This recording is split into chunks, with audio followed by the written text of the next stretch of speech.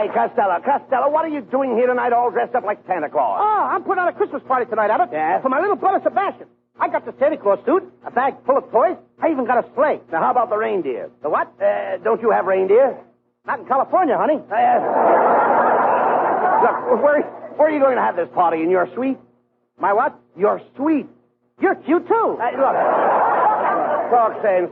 Christmas doesn't come until next Monday. Why are you having Sebastian's party tonight? I gotta have it tonight, Abbott. What do you mean? I simply gotta have it tonight. Why? Sebastian won't be home Monday. He's joining the Marines. The Marines? That's ridiculous. How could little Sebastian join the Marines? He's only 5 years old. He lied about his age. What a party this is gonna be tonight. What a party. What do you mean? My whole family's gonna be there. We're gonna have an all-electric Christmas. An all-electric? All-electric Christmas. What do you mean by that? Well, now let me see. What page? Oh, yes. I got it. An all-electric... Said all-electric Christmas. What about it? Well, Sebastian is getting an electric train. Yes. My mother's going to get an electric washing machine. And my father's getting an electric razor. And what about your Uncle Artie Stebbins? He's getting the electric chair. Look, Costello, how about the tree? Did you buy a Christmas tree? I bought the biggest Christmas tree you ever saw, Abbott. That's right. I just got it through putting it up in the living room. That's fine. Got a tree. Mm-hmm. It's 6 feet higher than the ceiling. Oh, it's a shame you have to cut the top off. That's the way I felt. So I cut a hole in the ceiling. You cut a hole in the ceiling of our living room? Yep. This will be the first year we ever had a Christmas tree in our bathroom. Look, I don't know what... Look, all right, forget about it. Look, Costello, what kind of a tree did you get? Is it a fir tree? Yeah. It's one of those great big... What'd you say? I said it is a fir tree. Is it a fir tree? Yes. Who ever heard of a tree made out of fir? I'm only asking It's you. made out of wood, like any other tree. Of course. Is it a fir? Don't... Listen, I'm a dope. Of course it's made out of wood, you dummy. I'm not talking about fur, F-U-R. The fur I mean has an eye in it. The fur you mean has an eye in it? Yes. Just one eye? Certainly there's just one eye in fur. Oh, ain't that nice? A one-eyed fur. What kind of animals do you run around with? Animals. See, I'm trying to find out what kind of a Christmas tree you bought. Hey, look, what kind of bark did it have? What kind of bark? Yes. Didn't you notice the tree's bark? Oh, I have my earmuffs on. I couldn't hear a thing. No. Bark. The tree's outside. The tree is outside. Certainly. What's it doing outside? Now, I thought I brought it inside the house. Look. Did you put it out? Costello, look. Let's not... Now, you bring that Christmas tree in the house. Here, Costello, please. The bark of a tree is the outer coat. Did the tree have a rough coat? Oh. But the girl that sold it to me had on a smooth sweater. Will you listen to me, please? The bark is the coat on the trunk of a fir tree. Now the tree has a trunk. Yeah, of course. That's probably where he keeps his coat and furs. Look, Costello, I'm going to... Silly. I know, there's nothing silly about it if you listen. I'm going to try to explain this to you. Look, all Christmas trees belong to the Pine family. Oh, no, they don't. My Christmas tree belongs to me. Let the Pine family get their own tree. No. Never mind the Pine family. I'm talking about the pine tree. We get pitch from pine. We get what? Didn't you ever get pitch from a pine tree? No, I never rode a pine tree, but I got pitched off a horse once. No. I'm talking about pitch. Pitch tar. Didn't you ever hear of pine tar? No, but I heard of a tree tar. Tree tar? Yeah, clang, clang, clang, went the tree tar. No.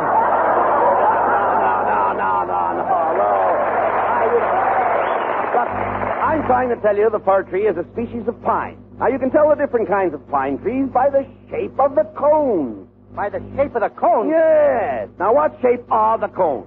Well, you know the shape the cones are in. What are they? Well, Meyer Cone, he's short and fat like me, and Mrs. Cone is skinny like you. No. Look, never mind that. I'm talking about the cones in your tree. You're talking about the cones in my tree? Yes. What would the cones be doing in my tree? Now, I bought it from A. Green. All right, never mind that. You bought it. Cones got nothing to do with it. Look, Costello, for the last time, you bought a Christmas tree, didn't you? Yeah. All right, now, a Christmas tree is an evergreen tree that belongs to the pine family. Now, it's a fir tree. It has a rough coat or bark. If you climb the tree, you'll find a bunch of cones, and they will be surrounded by long, sharp needles sticking in their limbs. Now, just a minute, Abbott. This time you have gone too far. Gone too far? That's what I said. What do you mean by that? I didn't mind it when you said that my tree belonged to the pine family. I thought you were only slightly crazy when you said the tree barked and wore a fur coat, and that keeps the coat in the trunk. But when you asked me to climb that tree and stick long, sharp needles into the limbs of my friend, the cones, not only have you impugned on my good name, but you have dragged me through the muck with Meyer, and Mrs. Cone is not going to like it.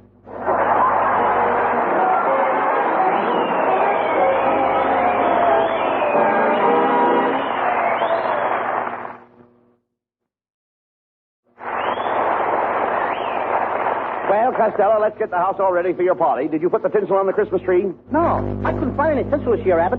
So I trimmed the tree with spaghetti, and boy, does it look beautiful. Oh, what's beautiful about trimming a tree with spaghetti? Every time I plug it in, the meatballs light up. You talk sense, please. Costello, I hope you've taken care of the party. Oh, sure, I'm going to serve ham sandwiches with mustard roll. Mustard roll is for a cold. Well, this is cold ham. Hey, wait a minute. Come in. Mr. Costello? Yeah. You ordered some wood for your fireplace. That's right. I'm here with a load.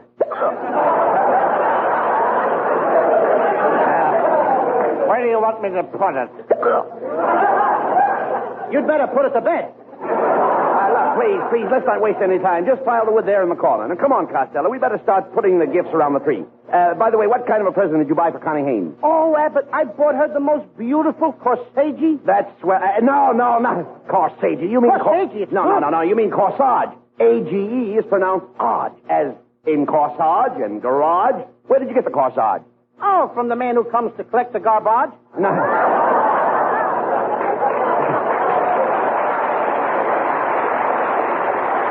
This is going to be a fine party, I can see. What in the world was that? It was me, Uncle Bud. Sebastian, what are you doing with that shotgun? It's a present for you, Uncle Bud. I was hanging it on a Christmas tree, and it went off. Well, I hope you didn't break anything. Do you know that mahogany door that leads into your den? Yes? Well, it's a screen door now. Oh, come on, Sebastian, run along. Say, I wonder where the holly berries and the flowers are and all that I ordered. You ordered flowers? Yes. Well, now, wait a minute. Can you think of anything nicer than flowers on the table? Yeah, meat and potatoes. Oh. Wait a minute. That's probably the flowers. Come in. I am so grande, the flowers I am dandy.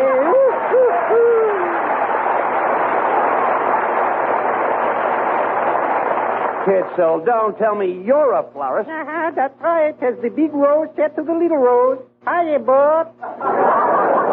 Yeah, but why did you bring this guy over for anyway? I don't want any flowers. The last time I smelled a nasturtium, I got a big bump on my nose. A nasturtium. A nasturtium. That's nasturtium. There's no bee in it. There was a bee in this one. There was a bee. That stings. Look, pay no attention to Costello, Kitzel. By the way, what kind of flowers have you got? Did you bring me any pansies? No, I'm sorry. When I went out in the garden this morning, I discovered my pansies were drooping. Well, why don't you wear suspenders? Never mind that. What did you bring us, Kitzel? Well, I brought you some of those beautiful brass flowers. Brass flowers? Yeah, petunias. Gentlemen, how's about buying one of these beautiful holly wreaths? They come directly from the Catskill Mountains. Oh, what's so wonderful about that? Why, Costello, have you ever seen the Catskill Mountains? No, but I've seen the cats kill mice. Please. That was some joke, Never mind. No time for joshing. Now, gentlemen, for goodness sake, you're wasting my time, and time with me is money. Oh, yeah? Well, I'd like to take a peep at your income. What are you, an income thief? Yeah. You know, I'm a very busy man. Do you want to buy some flowers or don't you? Make up your mind, yes or maybe. Costello, let's see what Kitzel has in that box. Costello, for goodness sake, watch where you're walking. You just stepped on my puppies. On your puppies what? The plants you just broke are puppies. So what? I'll buy puppies some new ones, and I'll buy some mummies, too. Costello, you ought to be a... Mummy some, too. You ought to be a... Either way, it don't mean nothing. I don't care. You ought to be ashamed of yourself. Come over here. You know what's wrong with you, Lou?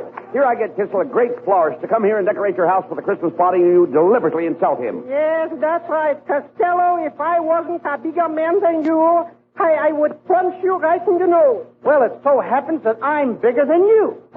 That's a better reason.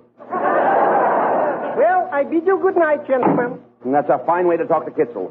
Don't you know that he's famous all over the world for his flowers?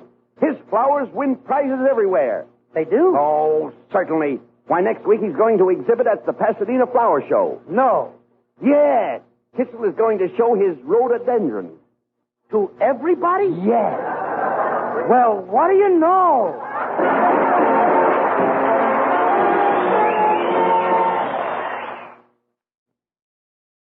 isn't going to be any party. Now, if you'll go to sleep like a good little boy, your brother Louie will tell you a nice bedtime story. Will you tell me the one about the farmer's daughter? What? I never heard of such a story.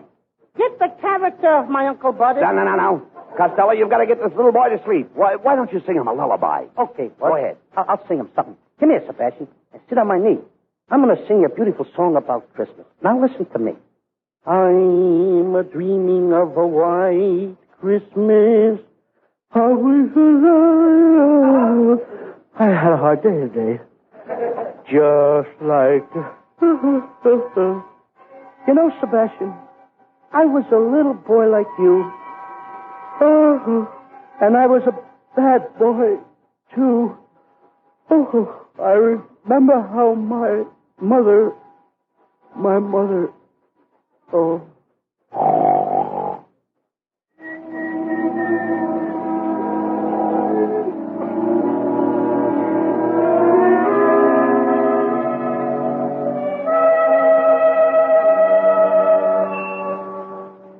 Look, Uncle Bud.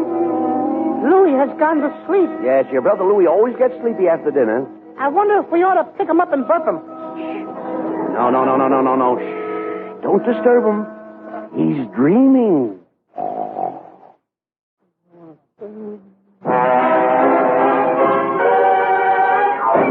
Louie Costello! Morning, Mother!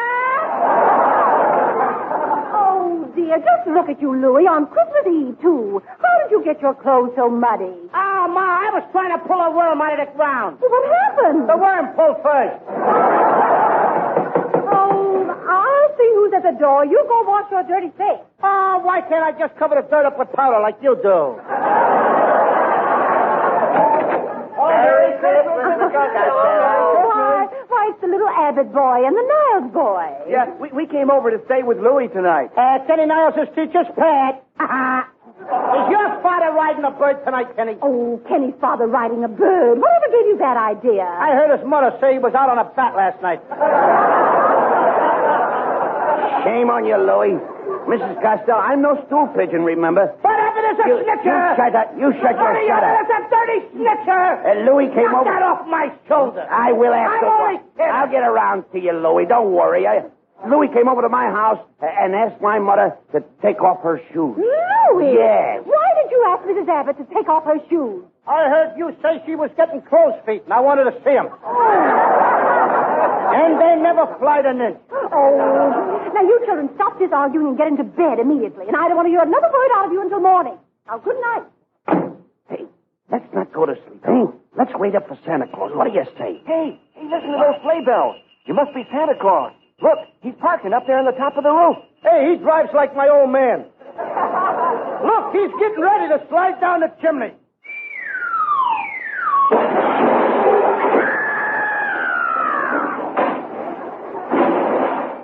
Who built that fire in there? I did. I wanted to see you make a nash of yourself.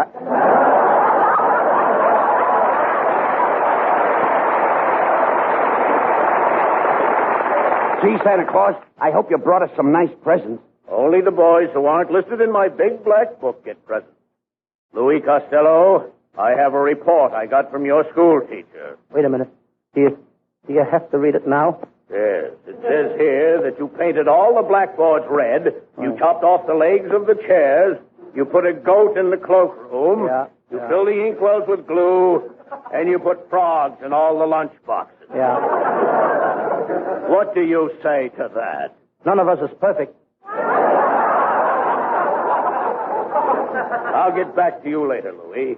Now, Buddy Abbott, what do you want for Christmas? Well, Santa, my mother told me to ask you for a new slingshot. Well, here it is. But why does your mother want you to have a slingshot? So she can get her garters back. You behave yourself, Louie. Yes, ma'am. What? Yes, sir. That's better. You gotta be one or the other. Now, Kenny Niles, it's your turn. Here's a beautiful present for you. Oh, goody. That's just what I always wanted, a nice little tinker toy. That's a great present for you, Niles. A little tinker toy for a big tinker. All right, Kenny, you and Buddy Abbott run along to bed. I've got something to say to this little Costello boy. Thanks for the present, Santa. Good night. Now, Louie Costello, let's see what else I have written in my big black book. Every naughty thing you've done is in this book. If he ever turns to page 8, I'm cooked. Aha! Page 8.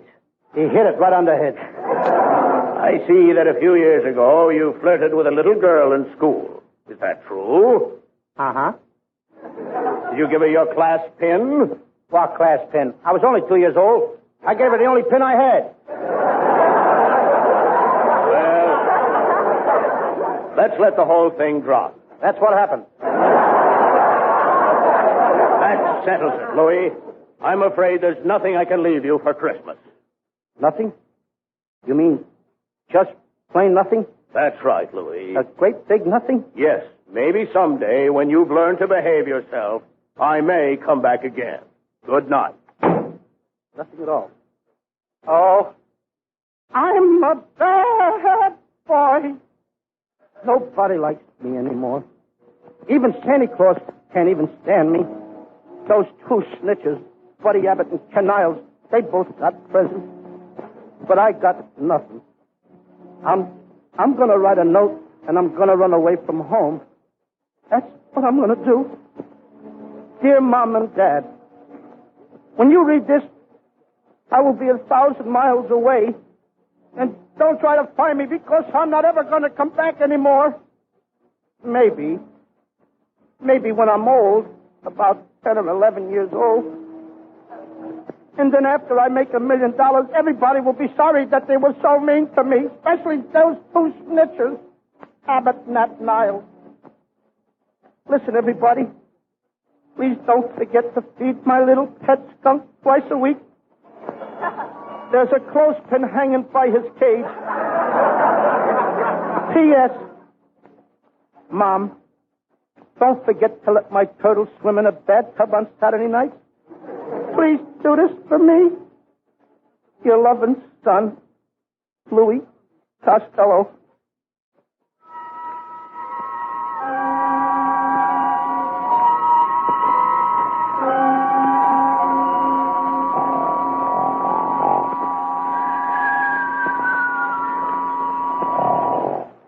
Hey, look, Sebastian. Your brother Louie is still sleeping. The poor guy, he went to sleep thinking that nobody was coming to his party. Yeah. Will he be surprised when he sees all the people? Come on in, everybody! Merry Christmas! Come on, Costello. Wake up, wake up. Wait a minute. What's going on here? We're all here for your party, Lou. Connie Payne. Oh, I'm glad you came. I've been waiting all year for you to sit up. Oh, boy, all year for you. Just to be Santa Claus for you. Come on, sit on my knee and I'll give you a big kiss. But Santa Claus wouldn't do a thing like that. That's the way they do it at the May Company. Boy, am I glad to see all you people. I had a terrible dream. I had a terrible dream that nobody cared about me anymore. Yeah. I was dreaming of a slight Christmas. I thought my friends had passed me by. Why, you know, Costello, That you're one fellow that we all think is aces high. You are loved by both the kids and old folks, though you have whiskers on your jokes. May your life be merry and bright.